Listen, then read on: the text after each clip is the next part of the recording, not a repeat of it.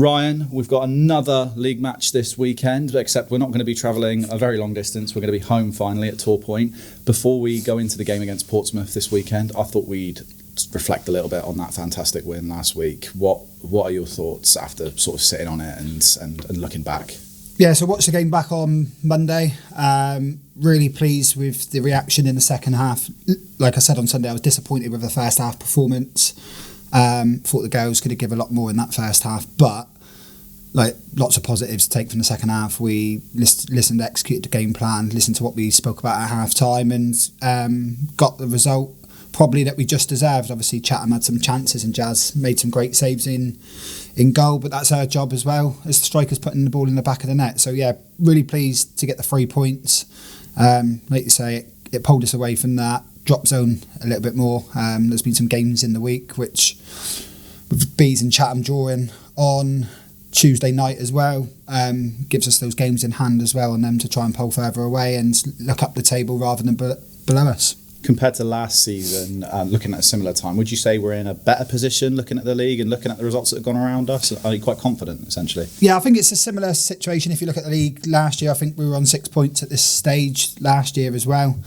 But I think the teams above us aren't winning as much, so the gap's not as big to jump a few spaces up the table. So, like you say, we've got some difficult games coming up the next 2 weeks, and then we've got some more favourable games before Christmas. So hopefully we can start picking up some more points and looking up the table and jumping a few places. Let's look into those difficult games that you've just mentioned. Obviously Portsmouth this weekend.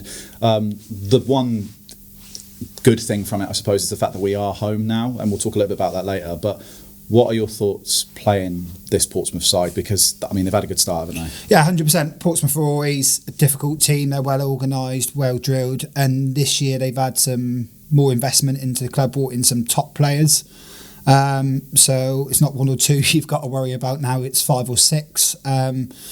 So, yeah, we're not under any illusions that it's going to be an easy game. I think their goal difference is plus 32 after 5 games. They've had some real heavy score lines, so it's down to us to try and make it as difficult as possible for Portsmouth.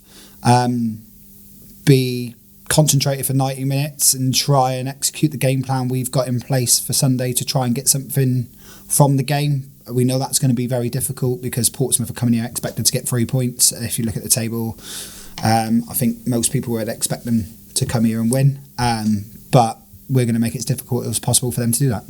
And we're obviously playing at home, as mentioned earlier.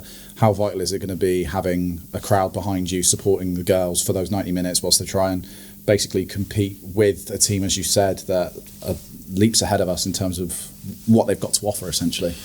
Yeah, obviously getting a big crowd at Tor Point is really important. We want to try and grow the fan base and grow the female game in Plymouth, essentially, and hopefully they can come along and see how good Tier 3 football is. Like you say, it's not a million miles away from the WSL, and like you say, teams are heavily investing in women's football at our level now. So yeah, there'll be some good quality on show, but having that 12th player essentially with the crowd being behind the team could give the girls that extra 10% we're going to need on Sunday.